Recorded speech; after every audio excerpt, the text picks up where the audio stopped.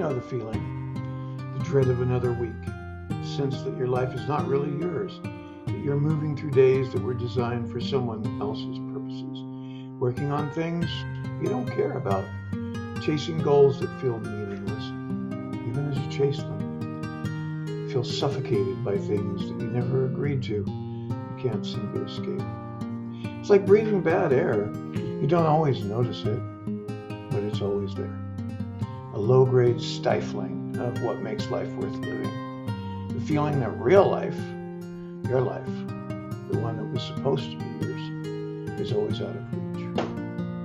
Hating another day at work, that means nothing to you. Swallowing your anger, your disgust, your real opinions, again, to keep the peace, to keep the job, to keep the approval of people you don't really care about. Spending money you don't have on things you don't want or need.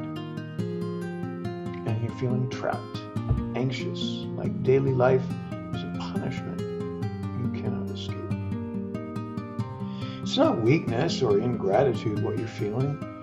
It's the accurate perception of someone living inside a cage that they were never meant to live in. You weren't born this way. As a child, you were wild. You were free. You were an animal who knew exactly what you wanted. Pleasure, play, connection, truth. You lived in your body. You had no interest in performing for anyone. You hadn't learned yet to be ashamed of yourself. But from your first days, the training began. Reward and punishment, endlessly repeated, until you learned that what you wanted did not matter. What mattered was what they wanted. Their approval meant safety. Their disapproval felt like a threat to your survival. And because when you were small and helpless, that was true. And layer upon layer was added.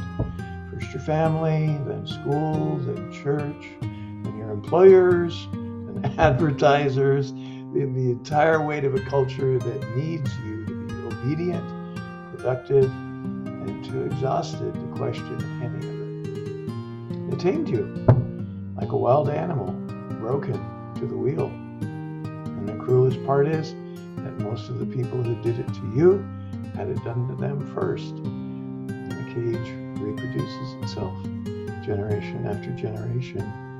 And nobody escapes unless they choose to see it, unless they're able to see it. So let me show exactly how the cage is built. Because once you see the machinery, you cannot unsee it. So it often starts with religion, the oldest and most vicious control system that humanity has ever developed. It came before governments, before money, before armies. There was this invisible authority in the sky, all seeing, all judging, and conveniently, his rules happen to be perfectly aligned with the interests of the people telling you all about him. And think about what was done if you were raised in this. As a child, before you could reason, before you could consent, before you had any defenses at all, you were told you were fundamentally evil. You were born in sin, you were watched and judged at every moment. And if you didn't obey the right rules, perform the right rituals, and believe the right things, you would burn in hell forever. This is not spirituality. That's not wisdom. That's child abuse dressed up in robes and given tax-exempt status. And teaching a child they will be tortured for eternity if they disobey is one of the most monstrous things one human being can do to another. And it has been done to billions of people across thousands of years with no one blinking an eye. So the residue of that does not disappear when you stop believing. It lives in you as guilt, as feelings of unworthiness, that bone deep sense that you're never quite acceptable the way you are, that you have to earn the right to even exist. Religion's greatest achievement is not churches or empires. It's that feeling. That is the cage it leaves inside of you. Then there's the social game. And this is another one. Obey those with power, and you might be rewarded. A good grade, a salary, a little status, a nod of approval from someone above you in the hierarchy. And if you disobey, the tools of punishment appear instantly. Ridicule, exclusion, shame. For those who threaten the people at the top, destruction. And this game was designed so most players lose. It's always been designed that way. A pyramid built on the labor and compliance of the many, the benefit and enrichment of the few. And it has not changed in its essentials in over 5,000 years. The cages are all belief systems, the invisible bars that keep you trapped. Money, debt, fashion, beauty, politics. These have no physical substance. They exist only in your mind. And because you agreed to treat them as real, they command your time, your body, your identity, your sense of worth. Take the beauty industry. This one is aimed at women with particular viciousness. From childhood, before you had language for what was happening, you were told your body was wrong, your face was wrong, your weight, your skin, your age, all wrong.